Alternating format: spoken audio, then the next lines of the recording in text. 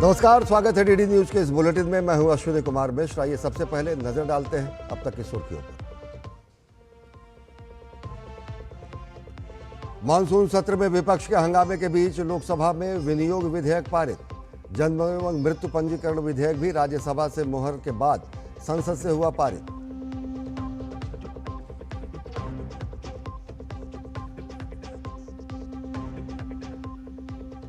Paper leak के मुद्दे पर विपक्ष के रवैये पर भाजपा हमलावर। झारखंड और कर्नाटक में कांग्रेस की चुप्पी पर उठाए सवाल।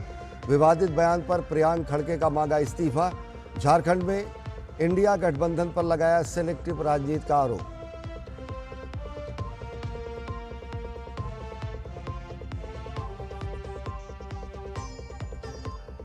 राम मंदिर चढ़ावा विवाद मामले पर यूपी सीएम योगी आदित्यनाथ का कटाक्ष। विपक्ष को बताया सनातन विरोधी, आस्था की राजनीति करने का लगाया आरोप।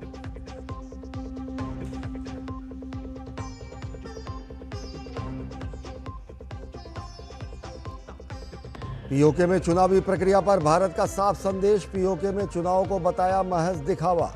दमन और मानवाधिकार उल्लंघन पर पाकिस्तान पर लगाया आरोप। आतंकवाद को बढ़ावा देने वालों पर कार्रवाई को बताया जरूरी।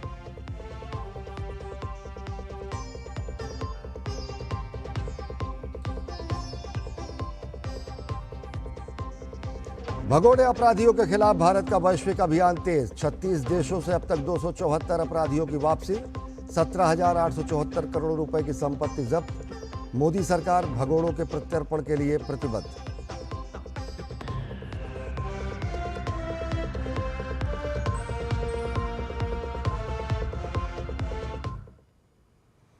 और अब देखते हैं खबरों को विस्तार से। संसद के मानसून सत्र में एक बार फिर सत्ता पक्ष और विपक्ष आमने सामने है। विपक्ष अपने मुद्दों पर चर्चा की मांग को लेकर लगातार हंगामा कर रहा है, जबकि सरकार का कहना है कि वो हर मुद्दे पर चर्चा के लिए तैयार है, लेकिन सदन की कार्यवाही बाधित करना लोकतांत्रिक परंपराओं के अनुरूप नहीं है।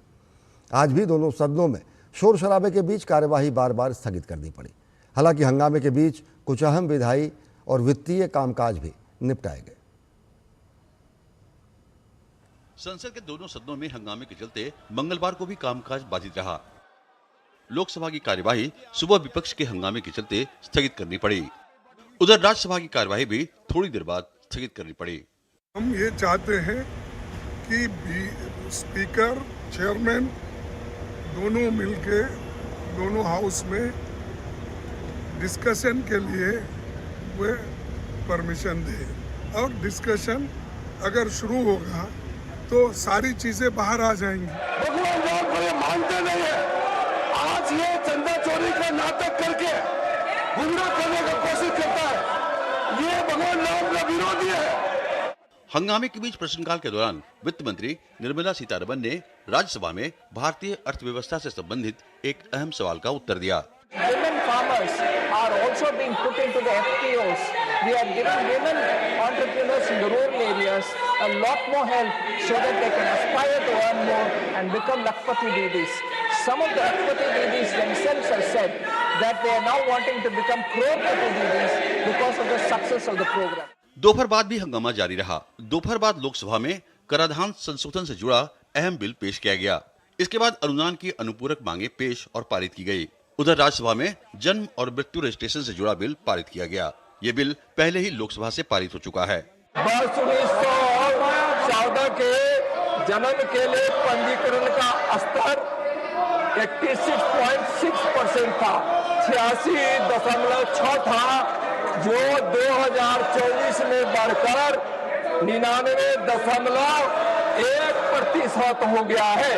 दोनों सदनों में कामकाज बाधित होने पर सत्ता और विपक्ष के बीच बयानों के तीर चल रहे हैं। वो उत्तर प्रदेश के चुनाव का एजेंडा यहाँ से तय करना चाहते हैं, इसलिए रोज सुबह प्रदर्शन करते हैं। सदन के अंदर जाके सदन को चलाना नहीं चाहते। सदन के परिसर से पूरे बाहर हंगामा करके प्रदर्शन करके प्रदेश को गुमराह करना चाहते हैं। 2 साल पहले ही जांच कमेटी बन गई। जब 2 साल पहले की जांच कमेटी, जब आपके पास पूरे तथ्य हैं, सबूत हैं, उसके बाद आप कुछ नहीं कर पाए। संसद के मानसून सत्र के दौरान कई अहम विधायी कामकाज लंबित है। ऐसे में देखना होगा कि सत्ता और विपक्ष के बीच ये गतिरोध कब खत्म होगा। ऋषि कुमार, शैलेंद्र मिश्र, अनुज यादव और राजेश राज के साथ कुमार आलोक, डीडी न्यूज। संसद के मानसून सत्र के बीच मंगलवार को एनडीए संसदीय दल की मंगल मिलन बैठक हुई, जिसमें प्रधानमंत्री नरेंद्र मोदी समेत कई वरिष्ठ नेता शामिल हुए। बैठक में केंद्रीय श्रम मंत्री मनसुख मांडविया ने मोदी सरकार के 12 साल के कार्यकाल में रोजगार पर प्रस्तुति दी। इस पर केंद्रीय मंत्री गिरिराज सिंह ने संसद परिसर में कहा कि भारत ने सबसे ज़्यादा रोजगार देने का काम किया है। उन्होंने टेक्सटाइल के क्षेत्र में 4 करोड़ से ज़्यादा रोजगार और 12 लाख करोड़ रुपए से अधिक के इंफ्रास्ट्रक्चर निवेश का हवाला देते हुए विपक्ष पर हमला करते हुए कहा कि जिन्हें रोजगार नहीं दिखता उन्हें अपना चश्मा बदलने की ज़रूरत है।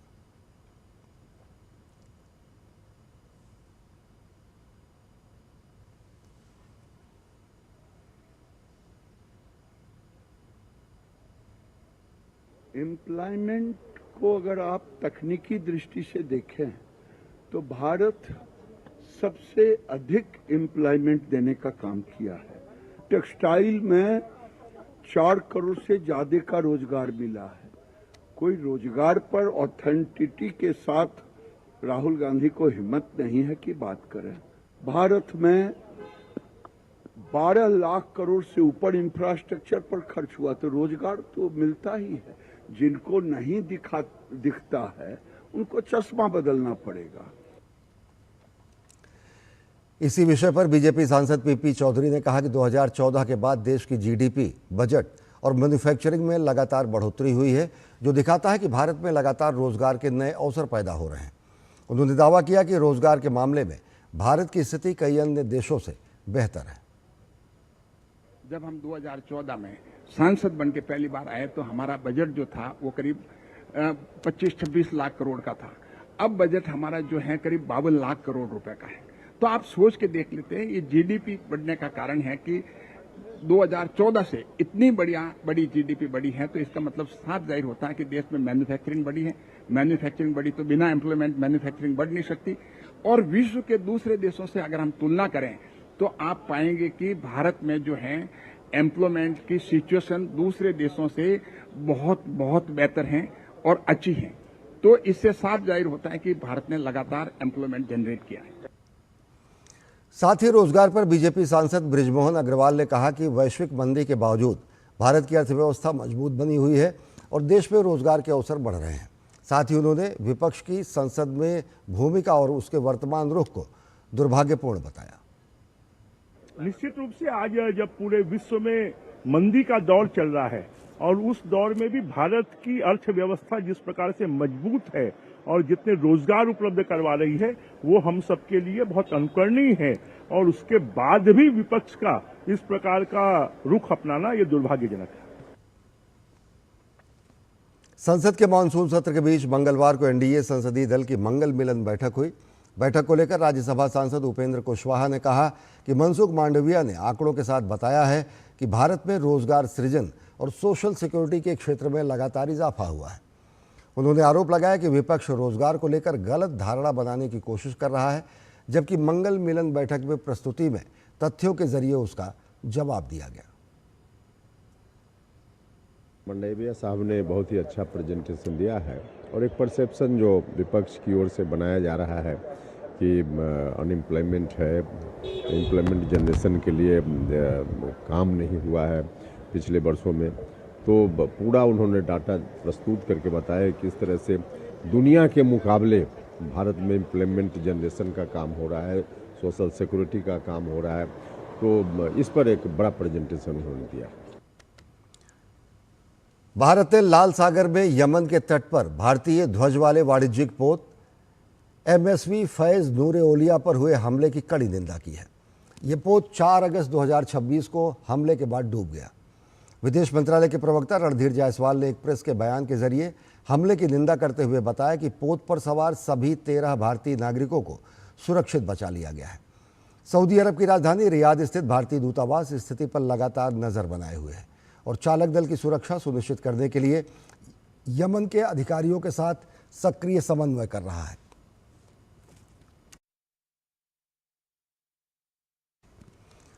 भारत ने बचाव अभियान में सहयोग के लिए यमन के अधिकारियों का आभार व्यक्त किया है। विदेश मंत्रालय प्रवक्ता ने कहा कि क्षेत्र में वाणिज्यिक जहाज़ों पर लगातार हो रहे गंभीर हमले चिंता का विषय हैं। उन्होंने कहा कि वाणिज्यिक जहाजरानी को निशाना बनाए जाने की घटनाएं तत्काल बंद होनी चाहिए तथा अंतर्राष्ट्रीय कानून के अनुरूप क्षेत्र के अंतर्राष्ट्रीय समुद्री मार्गों पर निर्बाध और सुरक्षित नौवहन और व्यापार जल्द से जल्द बहाल किया जाना चाहिए।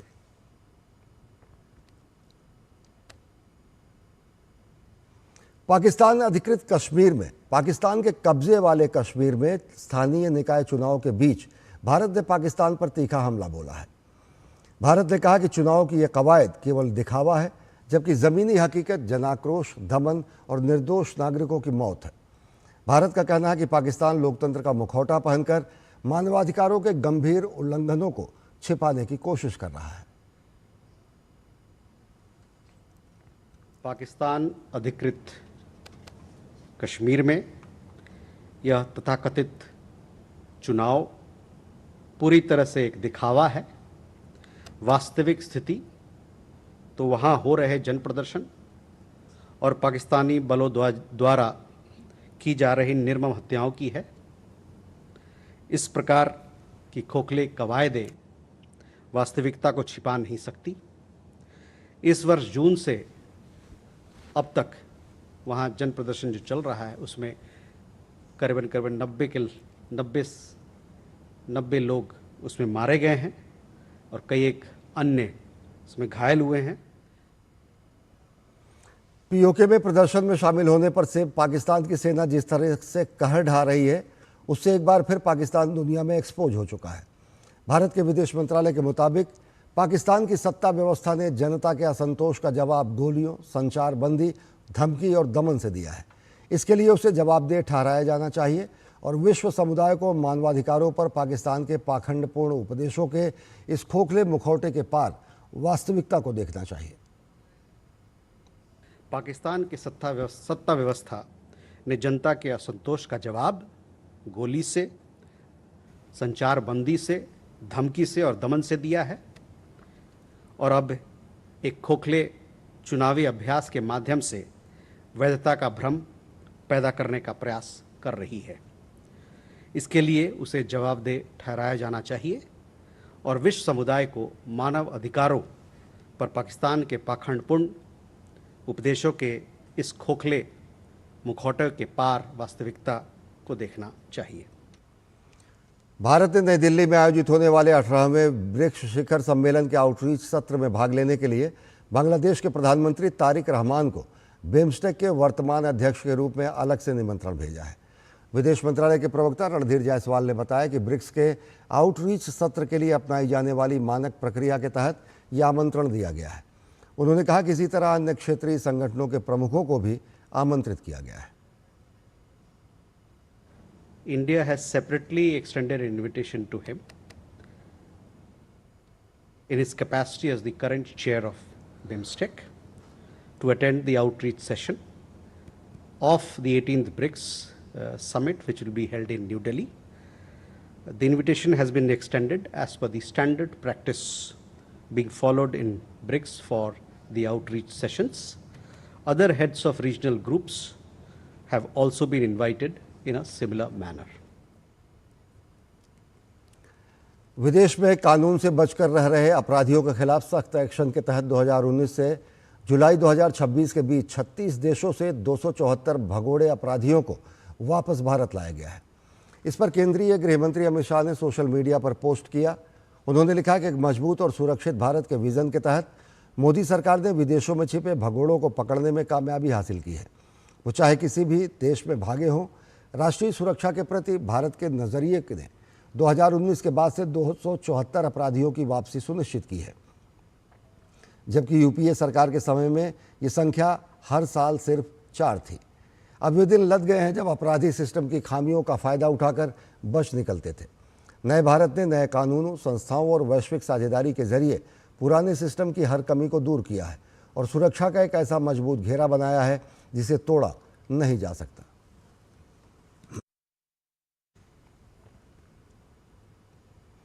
पीएम सूर्य घर मुफ्त बिजली योजना देश के 50 लाख घरों तक पहुंच चुकी है। नवीन और नवीकरणीय ऊर्जा मंत्रालय के मुताबिक अगले 31 मार्च तक इस योजना को 1 करोड़ घरों तक पहुंचाने का लक्ष्य रखा गया है। मंत्रालय के मुताबिक गत जुलाई महीने में 5 लाख से अधिक परिवारों को पीएम सूर्यघर योजना का लाभ मिला है। योजना के तहत 19 लाख से अधिक परिवारों का बिजली बिल शून्य हो गया है और ये योजना नागरिकों को सशक्त बना रही है। 25,000 से अधिक केंद्र सरकार के भवन और 81,000 से अधिक राज्य सरकारों के भवन अब छतों पर लगे सोलर पैनल से संचालित हो रहे हैं।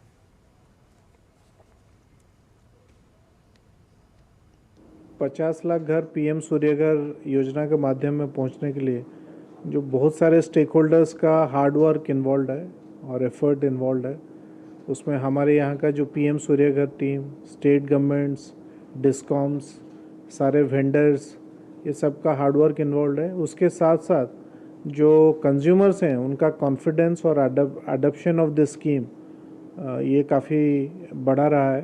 पहले दिन हुआ करते थे जब 45-46 दिन में सिर्फ 1 लाख घर ऐड होते थे, आज के दिन 6 दिनों में 1 लाख घर एडिशन हो रहा है। तो ये हम आशा करते हैं कि आगे के दिन में ये जो पेस है इसी तरह मेंटेन रहेगा, जो हमको हेल्प करेगा 31 मार्च 2027 तक 1 करोड़ हाउस होल्ड कवर करने का। राष्ट्रपति द्रौपदी मुर्मू अपने 3 दिवसीय दौरे के दूसरे दिन ब्रह्मपुर के दौरे पर रहीं। इस दौरान उन्होंने पर्यटन केंद्र तातापानी का दौरा किया और प्राकृतिक गर्म जलकुंड में आस्था की डुबकी लगाई। राष्ट्रपति ने तातापानी के प्रसिद्ध मां कंधुड़ी देवी मंदिर और शिव मंदिर में विशेष पूजा अर्चना कर देश की सुख समृद्धि की कामना की। इस दौरान एक बेहद खूबसूरत नज़ारा तब देखने को मिला जब झमाझम बारिश के बीच राष्ट्रपति ने आम जनता, स्कूली बच्चों और पारंपरिक आदिवासी कलाकारों से मुलाकात की।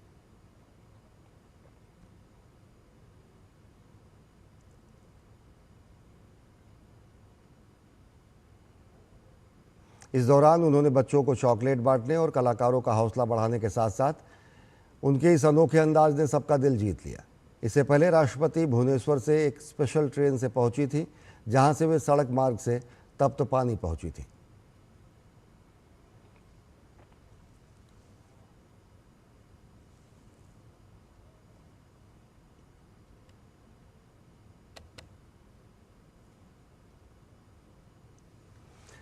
कौशल विकास कैसे जिंदगी बदल सकता है, इसकी प्रेरक मिसाल ओडिशा के झारसुगुड़ा जिले की भीष्मती नायक है, जो कभी बेरोजगार रहीं। भीष्मती ने दीनदयाल उपाध्याय ग्रामीण कौशल्य योजना के तहत प्रशिक्षण प्राप्त किया और आज IIM संबलपुर में अटेंडेंट के रूप में काम कर रही हैं। अब उनकी मेहनत और उपलब्धि को एक नया सम्मान मिला है। स्वतंत्रता दिवस के अवसर पर 15 अगस्त को राष्ट्रपति भवन में आयोजित होने वाले एट होम समारोह में शामिल होने के लिए उन्हें राष्ट्रपति द्रौपदी मुर्मू की ओर से विशेष आमंत्रण मिला है। भीष्मत ने इसे अपने परिवार और अपने लिए गर्व का क्षण बताया है।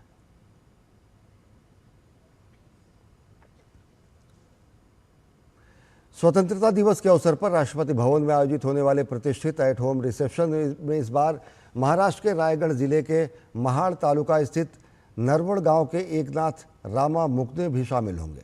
राष्ट्रपति द्रौपदी मुर्मू की ओर से उन्हें इस विशेष समारोह में शामिल होने के लिए आधिकारिक निमंत्रण भेजा गया है। एकनाथ रामा मुक्ने को ये सम्मान आदिवासी समाज के सामाजिक और आर्थिक सशक्तिकरण के क्षेत्र में लगभग 2 दशक से किए जा रहे उनके उल्लेखनीय कार्य के लिए मिला है। Khaire tribal fisherman multipurpose cooperative society के माध्यम से उन्होंने सैकड़ों आदिवासी परिवारों को रोजगार और स्वरोजगार से जोड़ने का काम किया। राष्ट्रपति भवन के इस प्रतिष्ठित एट होम रिसेप्शन में आमंत्रित किए जाने पर एकनाथ मुक्ने ने राष्ट्रपति द्रौपदी मुर्मू के प्रति आभार व्यक्त किया है। उन्होंने कहा कि सम्मान उनके लिए ही नहीं बल्कि पूरे आदिवासी समाज के लिए गर्व का विषय है और इससे समाज के विकास के लिए आगे काम करने की प्रेरणा मिलेगी। मेरा जो 15 अगस्त के लिए जो मुझे राष्ट्रपति के हस्ते मुझे जो निमंत्रण आया है, उसके लिए मैं राष्ट्रपति का आभार मानता हूं और मेरा जो भाग्य है कि उन्होंने मुझे राष्ट्रपति भवन आमंत्रित किया है। केंद्रीय संचार मंत्री ज्योतिरादित्य सिंधिया और मध्य प्रदेश के मुख्यमंत्री डॉक्टर मोहन यादव ने मुंबई में ग्वालियर में विकसित किए जाने वाले देश के पहले टेलीकॉम मैन्युफैक्चरिंग जोन के लिए आयोजित निवेशक सम्मेलन की सह अध्यक्षता की। सम्मेलन में 18 कंपनियों ने 2000 करोड़ रुपए के निवेश प्रस्ताव लिए, जिनसे लगभग 4000 रोजगार सृजित होने की उम्मीद है। ज्योतिरादित्य सिंधिया ने बताया कि इससे पहले नई दिल्ली में आयोजित निवेशक राउंड टेबल में 3500 करोड़ रुपए के निवेश प्रस्ताव मिले थे। दोनों चरणों को कुल मिलाकर 5,500 करोड़ रुपए के निवेश प्रस्ताव प्राप्त हो चुके हैं। ये परियोजना आत्मनिर्भर भारत अभियान को मजबूती देने के साथ साथ दूरसंचार विनिर्माण क्षेत्र में भारत को वैश्विक केंद्र बनाने की दिशा में महत्वपूर्ण कदम मानी जा रही है।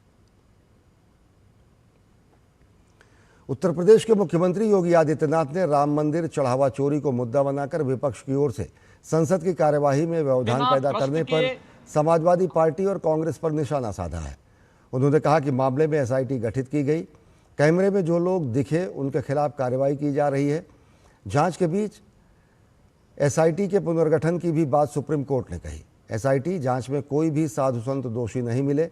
ऐसे में साधु संतों और 1,100 कर्मचारियों पर आक्षेप लगाना बड़े आश्चर्य की बात है। उन्होंने कहा कि आरोप सपा और कांग्रेस लगा रही हैं, जिन्होंने सदैव राम जन्मभूमि और भगवान श्री राम का अपमान किया। समाजवादी पार्टी और कांग्रेस पर निशाना साधते हुए मुख्यमंत्री योगी आदित्यनाथ ने कहा कि सपा ने पवित्र सरयू नदी को रक्त रंजित कर दिया था। संसद के अंदर समाजवादी पार्टी और कांग्रेस के सांसदों द्वारा जो आक्षेप लगाए गए वो सीधे सीधे सनातन का अपमान है। इनका आचरण सनातन विरोधी है। इस प्रकरण में जो भी लोग पकड़े गए हैं उनका भाजपा और साधु संतों से कोई लेना देना नहीं है। इन लोगों ने सदैव राम मंदिर का विरोध किया। ये वही लोग हैं जो 22 जनवरी 2024 को रामलला के प्राण प्रतिष्ठा कार्यक्रम के निमंत्रण के बाद भी नहीं पहुंचे। आस्था की चर्चा वे लोग आज कर रहे हैं जो लोग हिंदू और सनातन परंपरा को हमेशा कटघरे में खड़ा करते रहे हैं। ये लोग चर्चा से भागना चाह रहे हैं। वह कांग्रेस और यूपीए से जुड़े हुए दल किस मुंह से अयोध्या में आस्था की आज चर्चा करते हैं। अयोध्या के जिस चढ़ावा चोरी से जुड़े हुए प्रकरण की बात आई थी, सरकार ने गंभीरता से लिया था, क्योंकि आस्था का विषय अयोध्या है। कोटि कोटि सनातनियों की आस्था का मुद्दा था। संसद के अंदर समाजवादी पार्टी और कांग्रेस के सांसदों और नेताओं का जो आचरण रहा है, संतों के प्रति जिस प्रकार के आक्षेप वहां किए गए, ये सीधे सीधे सनातन धर्म का अपमान है। सूचना एवं प्रसारण मंत्रालय ने जेम्स ऑफ इंडिया चैलेंज की शुरुआत की है।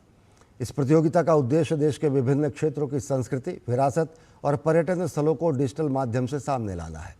ये प्रतियोगिता 6 राज्यों और केंद्र शासित प्रदेशों अरुणाचल प्रदेश, गोवा, लद्दाख, अंडमान निकोबार द्वीप समूह, दादरा नगर हवेली, दमन एवं दीव तथा चंडीगढ़ में आयोजित किए जा रहे हैं। प्रतियोगिता में भाग लेने वाले प्रतिभागियों को अपने जिले की संस्कृति, ऐतिहासिक धरोहर या पर्यटन से जुड़े 1 से 3 मिनट के वीडियो को तैयार करना होगा। इच्छुक प्रतिभागी प्रसार भारती के वेब्स OTT प्लेटफॉर्म पर माई वेब्स के माध्यम से पंजीकरण कर सकते हैं। प्रतियोगिता में भाग लेने की अंतिम तिथि 31 अगस्त 2026 निर्धारित की गई है। मंत्रालय ने युवाओं और रचनात्मक प्रतिभाओं से अपील की है कि वे अपने क्षेत्र की अनूठी पहचान और विरासत को दुनिया के सामने लाने के इस अनूठी पहल से जुड़े।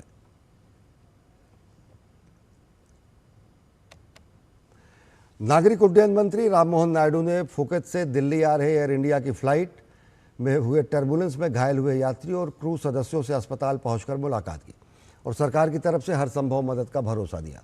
मंत्रालय के वरिष्ठ अधिकारियों ने फोर्टिस और मेदांता अस्पताल का दौरा कर चिकित्सा व्यवस्था की समीक्षा की। इससे पहले फुकेट से दिल्ली आ रही एयर इंडिया की फ्लाइट AI 2379 में उड़ान के दौरान कुछ समय के लिए ऊंचाई में बदलाव की घटना सामने आई। एयरबस A320 विमान में बाद में स्थिति को संभाल लिया और दिल्ली के इंदिरा गांधी अंतर्राष्ट्रीय हवाई अड्डे पर इसकी सुरक्षित लैंडिंग संभव हुई। विमान में 3 शिशुओं समेत 137 यात्री और 8 क्रू सदस्य सवार थे। लैंडिंग के बाद एहतियात के तौर पर सभी यात्रियों और चालक दल के सदस्यों की मेडिकल जांच कराई गई। इस घटना में 8 यात्रियों और 4 केबिन क्रू सदस्यों को विस्तृत चिकित्सा जांच और उपचार के लिए अस्पताल में भर्ती कराया गया है। सभी की हालत स्थिर बताई गई है। बाकी यात्रियों को आवश्यक सहायता और सहयोग उपलब्ध कराया गया है। विमान को जांच के लिए हैंगर में भेज दिया गया है। फ्लाइट डेटा रिकॉर्डर और कॉकपिट वॉइस रिकॉर्डर को सुरक्षित कर लिया गया है। DGCA ने घटना की विस्तृत जांच शुरू कर दी है। नागरिक उड्डयन मंत्रालय और DGCA पूरे मामले पर करीबी नजर बनाए हुए हैं।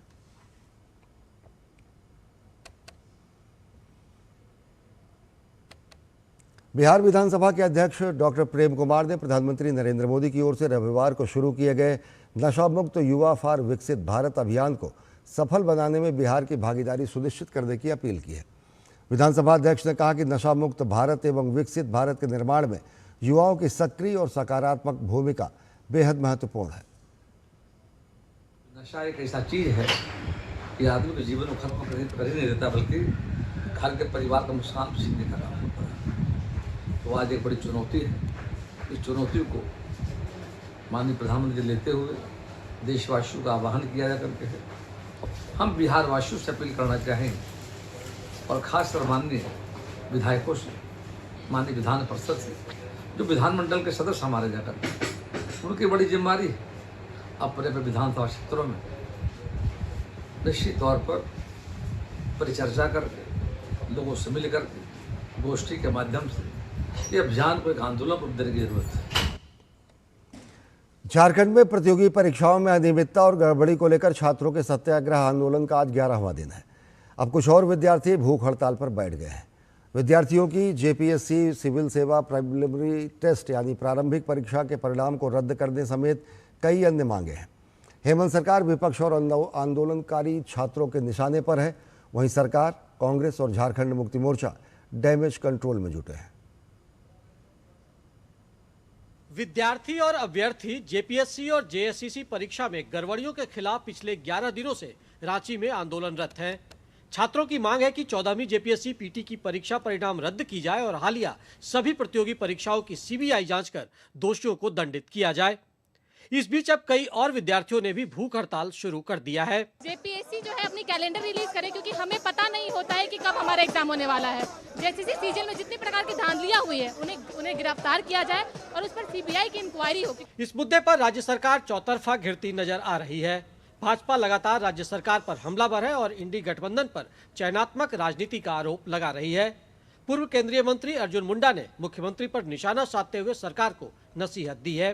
राज्य सरकार को निष्पक्षता से जांच करते हुए ये सुनिश्चित करना चाहिए कि आने वाले दिनों में ऐसी कोई कार्य न हो। इसके लिए पूरी तरीके से फुल प्रूफ सिस्टम, और दूसरा जो हो गया है उसमें ऐसे जितनी भी संलिप्तता है वो पूरी तरीके से सार्वजनिक हो। मामला गरमाने पर सीआईडी की ओर से कई कार्रवाई की गई है। जेपीएससी के पूर्व अध्यक्ष एल ख्यांगते से 4 बार पूछताछ हो चुकी है और सीआईडी ने कई आरोपियों को गिरफ्तार किया है।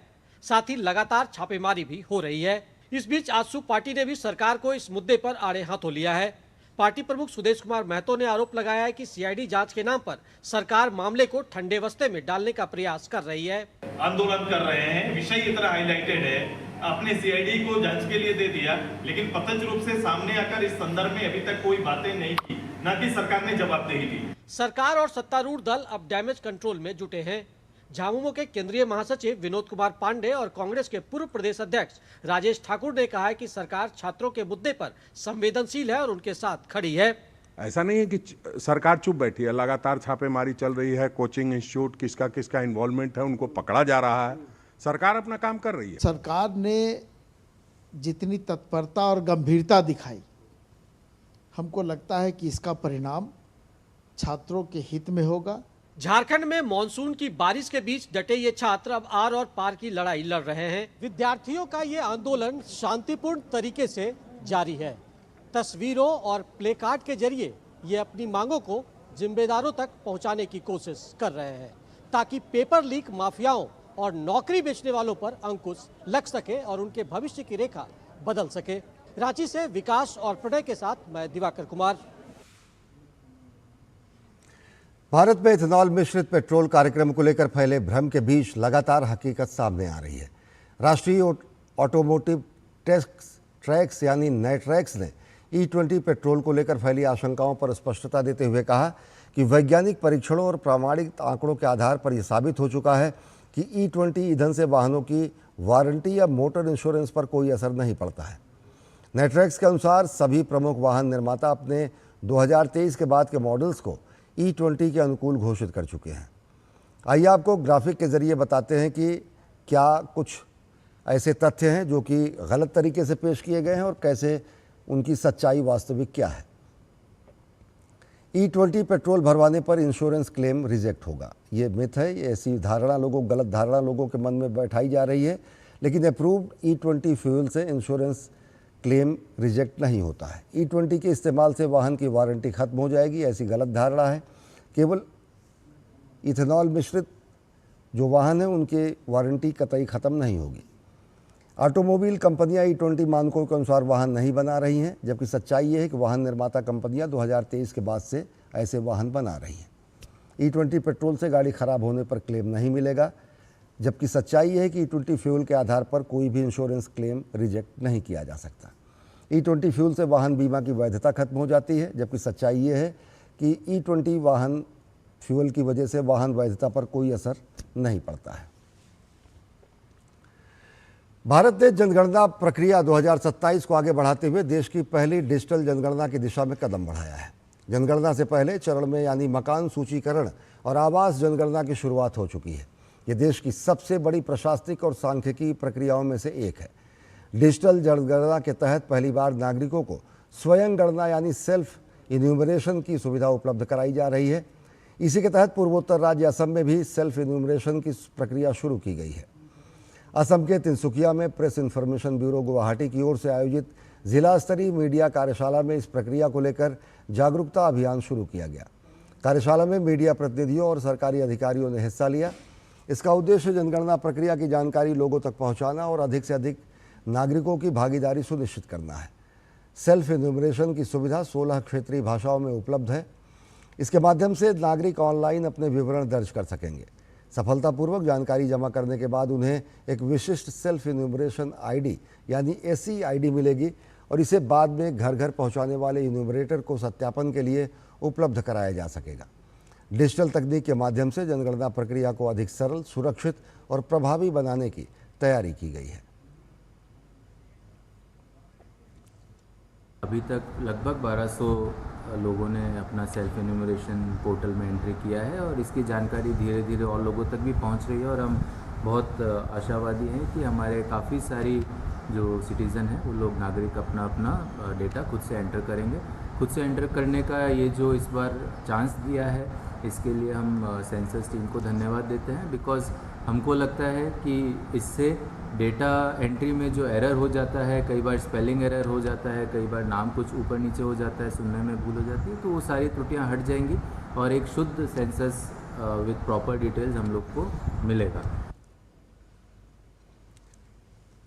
केंद्रीय युवा कार्यक्रम एवं खेल मंत्री डॉक्टर मनसुख मांडविया ने नई दिल्ली में आयोजित एक समारोह में ग्लासगो राष्ट्रमंडल खेलों में पदक जीतने वाले भारतीय मुक्केबाजी दल को सम्मानित किया। इस दौरान प्रीति पवार, लवलीना बोरगोहेन, जैस्मीन लांबोरिया और साक्षी चौधरी समेत सभी पदक विजेताओं को उनके शानदार प्रदर्शन के लिए सम्मानित किया गया।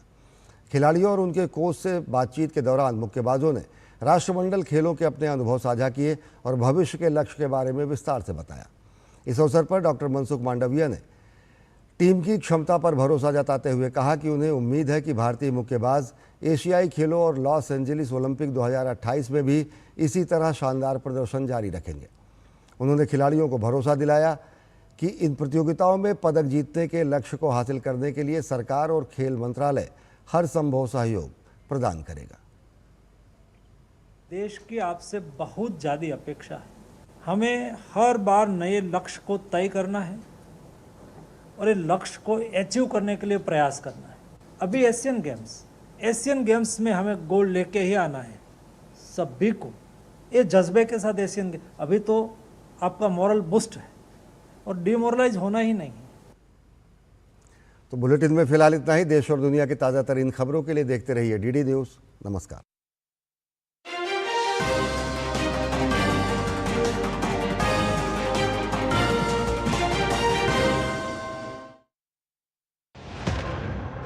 ऑनलाइन दुनिया में कौन है आपका सबसे बड़ा दुश्मन? नई तकनीक, नए तरीके, नए स्कैम का जाल।